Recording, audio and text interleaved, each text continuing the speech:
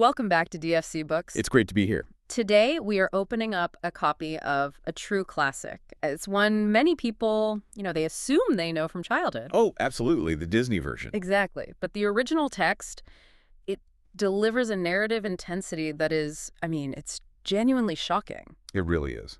So today, we're undertaking a deep dive into Felix Salten's novel, Bambi, and we're relying entirely on the provided text to uncover this raw, profound narrative of survival, terror, and the hard-won wisdom that's forged in the wild. The unforgiving wild, yeah. Our mission today is a bit complex. We're going to track Bambi's evolution, moving past that gentle story most of us are familiar with. Right.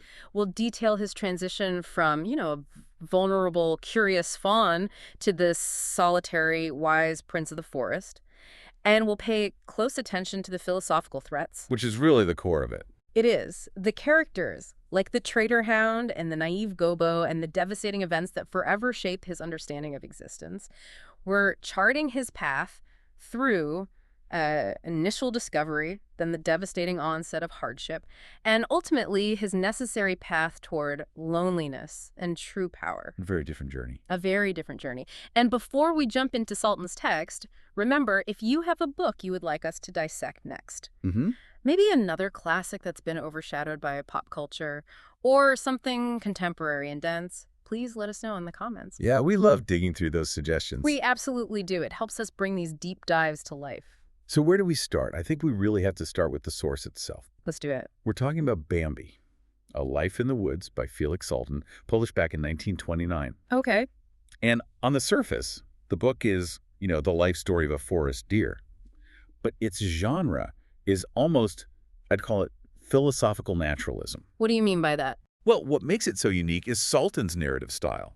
He places human words in the mouths of these creatures, so they can express terror and pride and loyalty. Right, they can articulate their feelings. Exactly. But at the same time, he remains utterly faithful to their real, instinctual, and physical sensations. It's this remarkable tightrope walk between anthropomorphism and just brutal realism. And people recognized this power right away, didn't they? They did. Its initial reception confirms it. John Galsworthy, in 1928, he called the book a little masterpiece. High praise. Very. He noted its clarity, its illuminating insights, its moving quality, and Galsworthy shared this wonderful anecdote about testing the book's power. He read it in galley proof while traveling from Paris to Calais. He passed the pages silently to his wife and his nephew's wife, and then to his nephew. So 4 people. 4 people, reading in what he called silent absorption for 3 straight hours. He remarked that very few books could stand a test like that. Wow. And here's the kicker. Galsworthy specifically recommended the book to sportsmen. That's a chilling counterpoint to the Disney image we all carry. Isn't it? It suggests the book was recognized immediately as this stark, often brutal meditation on the hunter and the hunted, on the cycles of life and death. The contrast couldn't be sharper. This isn't a cartoon about a cute deer. No. It's a profound political and psychological allegory wrapped up in nature writing. And central to that allegory is the overarching antagonist. He. We have to define this mysterious, looming figure. As you said, Salten deliberately and rarely uses the word man. He doesn't. Instead, he uses the capitalized, anonymous pronoun he. And that's not just a stylistic choice, is it? No, it's a crucial literary device. From the animal's perspective, man isn't merely a predator. He's more. He's an unknowable, omnipotent, and almost deified threat. He's the author of destruction, the source of fear. He's the force that dictates the boundaries of life itself. That capital letter transforms the ordinary hunter into a primal, almost mythological entity of terror. That context is it's vital. So let's unpack Bambi's journey. Let's start at the very beginning. His most vulnerable origins. We begin with the most intimate of settings, Bambi's birth. And the very first scene in the novel, it establishes the environment as a brief, fleeting paradise. Okay. He is born in a little hidden forest glade. Salten describes it beautifully, noting that while it is, quote, entirely open, it is simultaneously screened in on all sides. So it's a contradiction, open but hidden. Exactly. It's a perfect, almost sacred space, only large enough for him and his mother. The richness of that setting immediately contrasts with the harsh world that we know is just outside. It's like a tiny green womb. That's a great way to put it. Salton lists the lush surroundings. Mm. You've got the hazel bushes, the dogwoods, black thorns, and young elders. All forming a perfect, impenetrable screen at eye level. Mm-hmm. And then, while tall maples, beeches, and oaks form this kind of vaulted roof above, And the forest floor itself, it reflects this safety. it does. It shines with new life. You have wildflowers like violets, the leaves of strawberries, fern fronds. This is a tapestry of life, not just decoration. Right. It represents the pure, untainted nature Bambi is born into. Exactly. So let's talk about his first moments, the actual sensory experience of being born. What's the key takeaway here? I think the key event is the sheer shock of existence. Bambi is stunned. He stands there unsteady and swaying on these thin new legs, trembling a great deal. And his eyes are vague and clouded. Right. But the mother is immediate. She's introduced not just as a character, but as a force of comfort. She zealously washes him with her tongue, this warm, rhythmic, comforting massage that physically helps him draw himself together. To understand his own body. And he's described in his little red coat, finely spotted, rapidly drying, and just coming to life. So she is the immediate source of all safety, all instruction. Absolutely. And then Bambi's first encounter with the social world comes in the form of the magpie. Ah, the magpie. Precisely. The talkative magpie is the first creature to observe him. She was drawn by the deep internal groans the mother uttered during labor. The forest's neighborhood gossip. The quintessential gossip, endlessly chatty. She marvels that Bambi, unlike birds who are helpless, can stand and walk immediately after birth.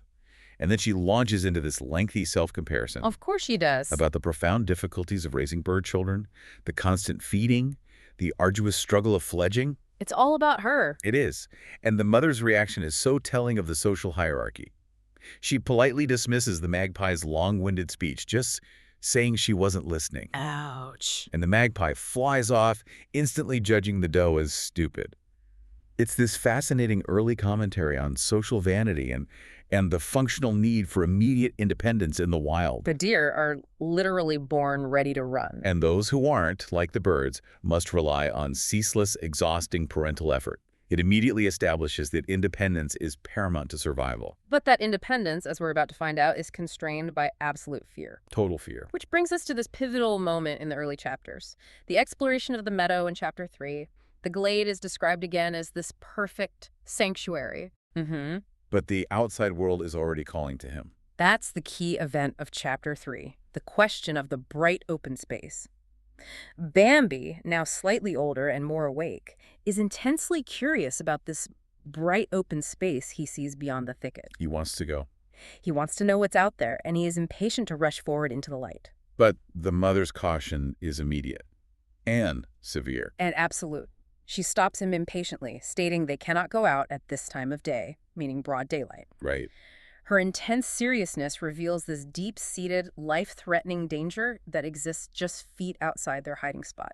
So this is the first profound lesson. Paradise is small and the world is deadly.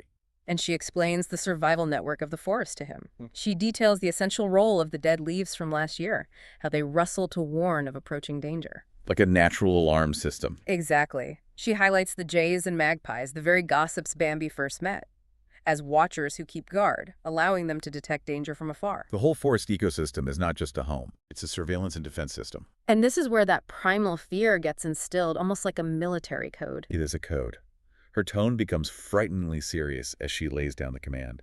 She tells Bambi that if she calls, he must get behind her instantly. No questions. No questions. And if she runs, he must run without hesitation, never stopping, even if he sees her fall to the ground. That final instruction, not to look back, not to check on her fate, I mean, that's devastating. It is. It means survival must override instinctual loyalty. Bambi promises absolute obedience, but he's troubled by it. It's far beyond the rules about not straying from the glade. It's a contract signed in fear, before he ever knows what the danger looks like. And when he finally does step onto the meadow, the initial feeling, despite all the rules, is just pure, intoxicating joy. Utterly intoxicating. The boundless sun, the warmth, the sweet smell. He's, bewitched, wild, leaping 3, 4, 5 times. He's rejoicing with his legs, feeling this terrible desire to jump.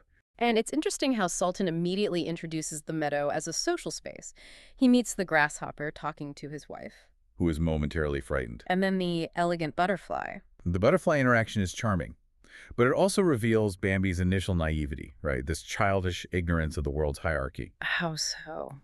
Well, Bambi calls the butterfly beautiful like a flower, which the butterfly immediately takes offense to. Oh, of course. He says, "In my circle, it's generally supposed that we're handsomer than flowers." And Bambi, utterly embarrassed, quickly agrees that the butterfly is much handsomer, elegant, and fine. He's learning fast. He is. He notes that at least the butterfly can fly, unlike the flowers stuck on their stems. He learns quickly that the social world requires careful language and diplomacy, even among insects. So the glade is safety. The meadow is joyful freedom and terrifying rules. And the outside world is filled with fragile egos. It's a sharp learning curve. Very sharp. Okay, so moving past these early discoveries, we see Bambi rapidly developing his senses in the next section. Yes, this is sensory mastery. It's essential for him to move beyond his mother's constant guidance. He goes from merely hearing things that happen close by to genuinely listening intelligently. He's transforming noise into information, That's it. He's essentially downloading the entire forest's operating system. learning the language of survival. He is. He learns to identify the soft, quick tread of a pheasant running through the next bushes. He hears the patter of moles and the calls of the great birds. And he can distinguish between them. Not just distinguish. He knows the shrill, clear falcon call, but more importantly, he learns to recognize the angry tones that warn him a larger hawk or eagle is approaching. So he's reading the emotional context of the sounds. Exactly. It means the falcon fears its own territory will be taken. He can identify the beat of wood dove's wings instantly. And smell becomes a diagnostic tool for him. Absolutely. He learns to snuff the air like his mother. He can recognize clover and meadow grass. He can confirm where friend hare is, and he can detect the subtle, low smells of the ferret or fox close to the ground. This growing sensory awareness, which makes the world richer and more dangerous at the same time, it leads him to prefer the night. That's a beautiful contradiction, isn't it? It is. Why the night? The woods at night are solemn and still. They demand less of the hypervigilance required during the deadly daylight hours. And he admires the owl, whose flight is perfectly light and perfectly noiseless. A graceful, silent predator, and whose hooting is full of mysterious earnestness, its unutterable wisdom and strange melancholy. The owl embodies the quiet, dignified mystery of the night. Perfectly put. But then Salten gives us this magnificent comic relief. The screech owl. The screech owl, the perfect contrast. He's described as a charming little fellow. He's lively, gay, and incredibly inquisitive. But his call is terrifying. It is. Oi yeek, oi yeek. It's this terrible, high-pitched, piercing shriek that sounds as if he's dying. But he's actually in a beaming good humor and is hilariously happy whenever he frightens someone. So what's the trick to dealing with him? The social key is to rush up and sigh dramatically. "Oh, how you frightened me just now." He loves it. So the forest is layered with all these distinct personalities, and we see a return to the meadow in a later chapter on a beautiful cloudless morning. Right. The description of the fully awakened forest is this snapshot of abundance just before the fall. The blackbird's rejoicing song, the finches warbling. The doves clapping their wings, the metallic splintering call of the pheasants, and the flash of the yellow bird. It's vibrant. And on this sparkling, dewy meadow, Bambi encounters friend hare and a cautious, haughty pheasant. Yes, but the key event here is the encounter with one of the princes, an adult stag. He'd never seen one so close before. Never. And he is completely overwhelmed. He just stares at this majestic creature. The encounter is silent, but it conveys the sheer hierarchy of the woods. He feels this enormous weight. He does. The weight of being near his noble relatives. He walks deeper into the forest with this silent, determined feeling that he would learn to bear the pressures of this noble existence. This feeling of glory and abundance, however, is structurally undermined by the very next, very short chapter. Yes, the poetic shift to hardship. It's one of Salten's most elegant transitions. It really is. He uses a metaphorical conversation between two leaves clinging to the tip of an oak branch to signal the end of summer. They're just talking. They are. The leaves note how many of their peers have already fallen. Then a moist wind blew, cold and hostile.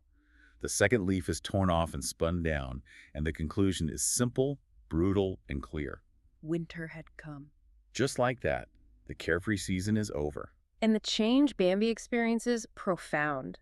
He realizes the world is fundamentally altered from one of plenty to one of hard times. His whole world shrinks. His perfect hidden glade is no longer safe or full of food. The forest literally loses its defensive voice. For a while in the autumn, the constant whisper of falling leaves provided a perfect warning system. That silvery shh. So nobody could sneak up on them. Right. But then the rain pours down for days, making the leaves soggy, silent, and utterly useless. The world becomes damp and cold. And when the north wind finally arrives, It rages with ice-cold fury, bringing want and hardship. The wind is so powerful, it causes the trees to groan, to creak, to snap. It reinforces that even the forest itself is suffering. and during all this, he also hears the deep, mighty voices of the princes during the mating season, the rut. And he feels fear, yes, but also pride in these noble relatives, even as he recognizes their violent unapproachability. The crisis point arrives in Chapter X, the great hunt and Gobo's frailty. This is where it gets really dire. The deep snow makes finding food nearly impossible. Bambi has to paw endlessly for a single blade of grass. And the snow crust cuts his legs. It does. And this suffering forces the deer community together, seeking warmth and shared safety. You have Bambi's mother, Aunt Ina, Feline, Marina, Netla, and the stags Rano and Carus, all clustered together. And here we meet Gobo again, Aunt Ina's child, who has always been weaker than Bambi and Feline. Yes, and old Netla, who is the community's blunt voice of experience. She doesn't hold back. She doesn't. She points him out, shivering constantly, too weak to eat, and says, frankly, if that little one were mine, I'd wonder if he'd last out the winter. A grim, early prediction of his fate. The danger escalates rapidly from there. Rano senses it first. He feels restless, though Carew smells nothing unusual. And then the collective defense system kicks in. The crows, jays, and magpies suddenly cry warnings, all flying from the direction of danger. Then the heavy, acrid, overwhelming scent of he arrives, uniting them all in one mad fear. And friend Hare confirms the worst. What does he say? We are surrounded. We can't escape on any side. He is everywhere. The sound of the great hunt? It must be terrifying. It is. 20 or 30 voices roaring, shouting, beating on trees like drums. Rano desperately shouts, "Don't fly, just run." But the pheasant panics. He ignores the advice. He tries to fly up, and the world just shatters with this fatal short crash like thunder. The pheasant crumples in mid-flight and drops violently to earth. A single decisive moment of death that silences everyone. This is the moment where the Disney version, where Bambi's mother is lost with a simple shot, just completely diverges from the sheer overwhelming terror Salten describes. It's mass carnage, a coordinated, terrifying siege. Bambi's mother, though, she focuses entirely on his survival. This is the ultimate sacrifice she instills in him. She instructs him, don't run, but when we have to cross the open place, run as fast as you can. And then the final rule. And don't forget, Bambi, my child, don't pay any attention to me when we get there, even if you should see me fall. He obeys. He runs in blind, pure terror. He does. He sees what he thinks is his mother get hit, and he rushes into the thicket alone, fulfilling that terrible promise he made months earlier. The aftermath is just grim. It is. He encounters friend Hare's wife, whose hind leg is shattered and bleeding, and later he sees Gobo lying down, too weak to follow his mother, crying goodbye, already resigned to death. The woods are left filled with blood, silence, and death. And that event is the emotional and psychological core that forces Bambi into maturity. So Bambi is now truly alone. He's navigating the world with the memory of the great hunt just scarring his psyche. Yeah. This next phase, beginning with his confrontation with the old stag, is about his growth from a frightened youth into the physical and moral hierarchy of the forest. And we see this transition begin in a later chapter. Bambi and Feline go looking for the old stag in the dusky gray twilight. Feline, despite her bravado, is completely terrified. She is. She shrieks involuntarily when the stag appears. But this helplessness in Feline actually helps Bambi conquer his own fear. Pity seizes him, and while his voice quavers, he comforts her. He says, "Don't be so terribly upset, beloved. He's one of our own family." So he steps up, and he watches the old stag, this majestic, gigantic gray shadow, white head, glowing dark eyes, just placidly foraging. And he decides he must overcome his pitiful state of mingled terror and submission. He tries to assert himself. He thinks, I'm going straight over to tell him who I am. He feels this unbearable bitterness at the old stag's silent, haughty presence. But the interesting insight Salten gives us is the old stag's internal monologue. Which is fascinating. He finds Bambi handsome, delicate, poised, and sympathetic, and he wishes he could talk to him. But he doesn't. He refrains. He decides against it because he fears he would say something stupid and make himself ridiculous. So he walks away, majestic but dissatisfied with his own caution. leaving Bambi filled with bitterness at being so thoroughly ignored. It's a profound commentary on the necessary silent burden of leadership and solitude. That theme of silent knowledge and isolation continues right into the next critical lesson. It does. On a scorching hot day, Bambi is sleeping. He's tired after prancing all night with Feline, and he's forgotten the critical importance of caution and foraging. And he wakes suddenly to the scent of him. Man. But this time, it's a new, confusing scent. It's a doe-like figure. She. He's confused because it seems like one of his own kind, yet it carries the scent of man's danger. And the old stag appears and whispers the crucial survival lesson. So go back. And he executes this cautious, zigzag flight through the thicket, teaching Bambi how to evade the specific movements of she, the human huntress. So the revelation here is the complexity of the threat. Exactly. The old stag reveals that she is dangerous too. And Bambi needs to learn that the threat from man isn't monolithic. It doesn't always come with the crash of thunder. And further, the lesson emphasizes that in the face of man, they must always be alone to survive. Yes, but after this intense lesson, Bambi finds Feline breathless and happy, which demonstrates how quickly he's pulled back toward companionship. Away from the stag's solitude. And this is when he issues his famous, emotionally fraught warning. Please don't ever call me again. We'll search until we find each other, but please don't ever call me, for I can't resist your voice. It just highlights that internal conflict between instinctual survival and emotional attachment. Which brings us to the moment where Bambi earns his stripes in the physical hierarchy, the battle for Feline. This is where the story shifts dramatically from the frightened fawn to the territorial prince. Bambi and Feline are walking together happily, talking about childhood, and Bambi passionately confesses, "I love you terribly, Feline." And the response is immediate and visceral. Carus springs out, forbidding Bambi to follow Feline. And the memory of being chased miserably last summer just surges up and enrages Bambi. He doesn't speak. He doesn't. He rushes at Carus with his antlers lowered, and the charge is described as completely irresistible. It floors Carus instantly. The fight is brutal and non-negotiable. Carus is terrified by the silent Bambi's fury. He scrambles up, but a new attack makes him stagger, and a third blow nearly chokes him with pain. Carus realizes this is a life-and-death struggle. And terrorized, he flees. This is not some ritualized fighting. No, it is pure, overwhelming violence driven by territorial instinct. This is the moment we realize how far removed this character is from the gentle, singing fawn of the animation. But the trial isn't over. Before Bambi can pursue Carus, second rival, Rano, appears. And Rano mocks Bambi's limp and sneers that Bambi's only brave because Carus was a pitiful coward. So Rano, believing in his own superior strength, ignores Bambi's warning that if he doesn't go now, he'll never be able to run again. And that memory of being chased relentlessly by Rano is the final catalyst. Bambi tears at Rano like a wild beast.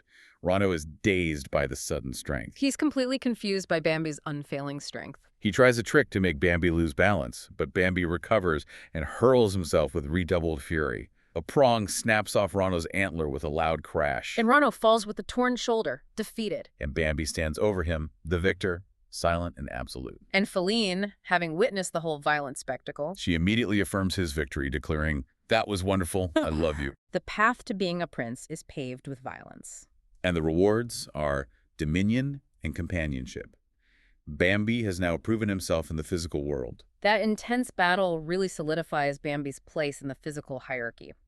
But we are now transitioning into the latter half of the book, where that physical mastery is immediately challenged by a philosophical threat. Yes, the polarizing return of Gobo and Bambi's commitment to finding genuine wisdom and solitude. And if you're finding this deep dive into the original Bambi revealing, And I hope you are. especially the intensity of the prose, the violence of the natural world, and the shocking thematic complexity, Salten included, please take a moment to subscribe. Your support really does help us continue exploring these fascinating, often misunderstood texts for future analyses. It really does. So let's discuss Chapter 7, The Glorified Return of Gobo. Marina, the young, quiet, and serious doe, she appears, having heard these strange, wonderful stories of Gobo's return. And Gobo's mother, Antina, is now intensely proud. She's basking in his glory. She is, declaring Gobo the cleverest deer for having survived, despite old Nedla's earlier blunt commentary on his weakness. Right. Ina even recounts with deep pride how the old prince himself came just to see Gobo. And Gobo, clearly self-satisfied and proud, he recounts his miraculous story, which, as it turns out, is anything but miraculous. Not at all. He explains that when the dogs found him, helpless in the snow, instead of killing him, he played with them. He boasts, "I don't need to be afraid of them anymore. I'm good friends with them now." He details his life of submission. Exactly. The warm shelter, the complete lack of danger, and the sheer abundance of food provided by man. Hay, chestnuts, potatoes, and turnips. Whatever I wanted. So he's traded his freedom for security. And he views this trade as a mark of supreme cleverness. He declares that man, or he, is not wicked, and if someone serves him, he's good to him. Wonderfully good. Nobody in the world could be as kind as he can. This scene is really the thematic heart of the book. It's contrasting survival through instinct versus survival through submission. And the tension just explodes with the old stag's judgment. He suddenly steps out noiselessly. And he notices the dark strip of braided horsehair around Gobo's neck, the remainder of a halter. And Gobo proudly explains that it was his halter and the greatest honor. The old stag looks at Gobo piercingly and sadly and pronounces his profound judgment. You poor thing. And then he vanishes. The forest creatures, realizing the philosophical implications of the halter and the stag's pronouncement, quickly disperse. They stop listening to the squirrel. Instantly. The contrast between Gobo's naive pride and his self-betrayal and the stag's commitment to freedom is Salten's sharpest critique of obedience. That is such a powerful moment, the silent dispersal of the crowd. They don't need a lecture. The halter and the old stag's 3 words say everything. And this rejection of false security, it pushes Bambi further toward the solitude the old stag embodies. Yes, which is detailed in the following chapter. Bambi is no longer satisfied with feline and seeks the old stag for guidance. And how does he find him? By applying practical knowledge and a touch of flattery. He's getting smarter. His first step is finding the notoriously vain screech owl. Bambi heaps praise on him, calling him wise, good-natured, friendly, and so clever at frightening people. The screech owl loves it. He's delighted, puffed up like a gray-white ball, and he finally reveals the old stag's secret location. A hollow near an uprooted beech on the far side of the ditch. This shows Bambi is now mastering the political landscape of the forest. He's learning how to manipulate the social structure to gain knowledge. And he finds that solitude leads to profound, heavy thoughts. In a later chapter, he spends hours by the swift water, finding a strange, refreshing sense of trust watching the practical ducks. And the ducks are the embodiment of practical survival wisdom. They are. They talk constantly, seriously, and capably, teaching their young ones how to scatter noiselessly into the reeds, even the smallest ones who can't fly yet, so as not to betray their presence. They are models of cautious, community-based pragmatism. But Bambi also witnesses the constant, immediate violence of the wild right there. The brutal reality. He witnesses a fox slinking through the reeds and attacking a duck. The duck screams desperately, flashing her white body and beating the fox's face with her wings. But the fox kills her swiftly and drags her off, her neck hanging limply. The finality of death in the wild is instantaneous. There's no time for reflection, just raw survival. And it's immediately after witnessing this inherent, quick violence that the old stag provides a crucial lesson through action. Yes. Bambi and the stag encounter a friend hare, caught in a noose, a snare. The hare is writhing and pulling at the branches above him in helpless terror. And what's remarkable here is the precision of the old stag's action. It's not a violent, panicked reaction. No, it's decisive and expert. It shows physical strength combined with intellectual mastery over human traps. He uses his hoof to hold the snare down against the earth. And then, using his antlers, the very tools designed for territorial violence, he slips a prong under the noose behind the hare's ear. He then uses immense controlled strength, twisting his head until the noose breaks with a loud snap and the hare is free. And he doesn't coddle the hare. He gently but firmly admonishes him for crying out in terror and risking attracting the fox. This act shows the true nobility lies not just in fighting rivals, but in using one's strength and wisdom to outwit the greater enemy and protect the vulnerable. It's a powerful moment of applied strategic wisdom. So the narrative now moves toward Bambi's final existential lessons, the lessons necessary for him to fully assume the role of the prince. The winter returns, hardening the forest. And this brings us to the profound and deeply political encounter with the trader hound. This is one of the most chilling scenes in the book. It really is. A continuous, eager, hurried dog's baying, breaks the winter silence. Bambi and the old stag listen from a hollow as a wounded fox foreleg, crushed, blood pouring, is pursued by a little short-legged hand. The fox, exhausted and desperate, finally sits down on his haunches, ready to face his end. And he makes a desperate moral appeal, using the last of his energy. We're relations, we're brothers almost. Let me go home. Let me die with my family at least. But the dog is gripped by zealotry, raging and shouting, "No! No! No!" and continuing to yelp loudly for him. The fox then delivers his bitter, defining rebuke, calling the dog.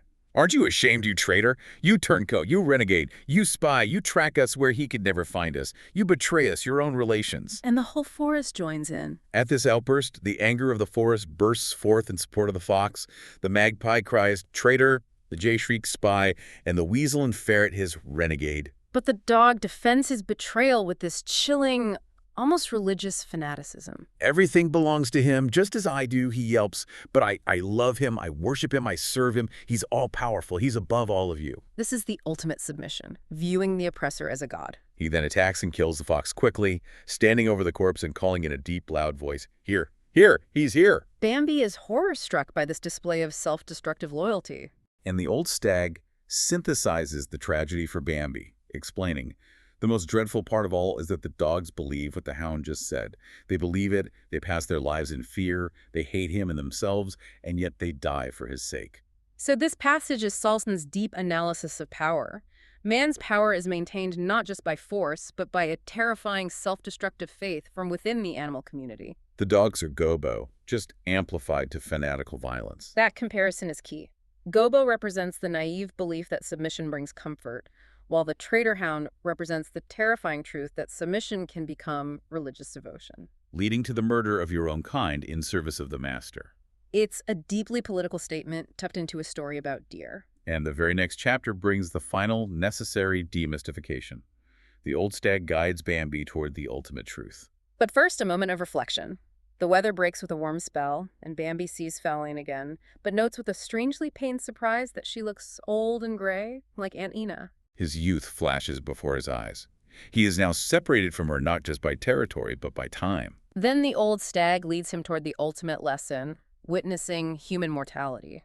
They approach a clearing where he, a poacher, is lying dead, his pale, naked face turned upward. He has been shot. A small red mouth gaping on his chest, blood pooling on the melting snow. The man is helpless. This moment strips away the mythology in the capital. The old stag uses this site to deliver his final definitive teaching, the ultimate truth about existence. He isn't all-powerful, as they say.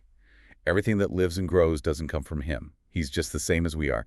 He has the same fears, the same needs, and suffers in the same way. He can be killed like us, and then he lies helpless on the ground as you see him now. This is the moment Bambi achieves true adult wisdom.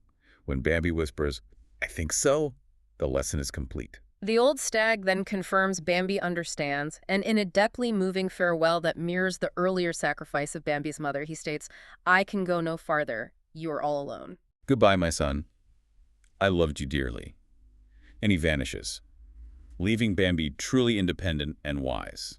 Solitude is the final requirement for wisdom. It is. In the final chapter, the cycle continues, but Bambi is now an observer and a guardian. He has internalized the old stag's teaching. That you must live alone if you wanted to preserve yourself. If you understood existence, if you wanted to attain wisdom, you had to live alone. And he wanders on, solitary. He observes the smaller creatures, overhearing midges discussing the ancient May beetle, who has seen the sun 30 or 40 times and outlived his entire family. A quiet recognition of the vast scales of time and life in the forest. Exactly. And Bambi's own legacy is subtly confirmed. He hears a delicate, frightened call, and then witnesses a mother Dauphiline with her two twin fawns, Gino and Guri. The forest community acknowledges the importance of Bambi's children, growing up to face the same joys and terrors guarded by their mother. And the struggle against man, though not always the enemy, continues to define their existence, setting the stage for Bambi's future heroism as the solitary guide and moral authority of the forest.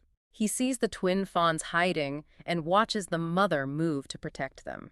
And he silently corrects the little fawn's positioning without being seen, and then vanishes, having fulfilled the role of the old stag. He is now the wise prince, ensuring the next generation understands the true, hard lessons of the woods. What an incredible journey Salten charts. I mean, Bambi goes from the naive fawn, terrified of vulgarity and easily distracted by the elegance of a butterfly. Mhm. Through the brutal reality of winter, the violence of territorial claims, and the crushing social pressures of submission, to the wise prince who recognizes the common mortality between all creatures. Including the seemingly omnipotent he. Exactly. The enduring power of Salten's original novel is found not just in Bambi's physical and emotional growth, but in this detailed, often brutal portrayal of nature's immutable laws. It raises such profound philosophical questions about the nature of power, survival, and the dark side of loyalty and faith. The naive belief of Gobo that submission is safety, and the fanatical zealotry of the dog who worships the killer. They highlight Salten's sharp political edge. Ultimately, Saltney presents a world where beauty and violence coexist seamlessly, and maturity is the quiet, solitary acceptance of that reality.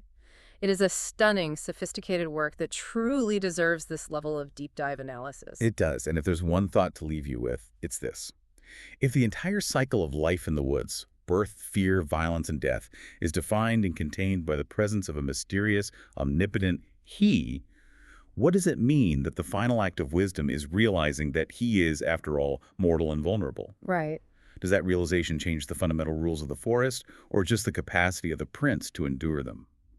Something to consider next time you walk through the woods. That's a fascinating, provocative thought. Thank you for tuning in to DFC Books for this deep dive into the dense beauty and stark reality of Felix Salten's original classic. We'll see you next time.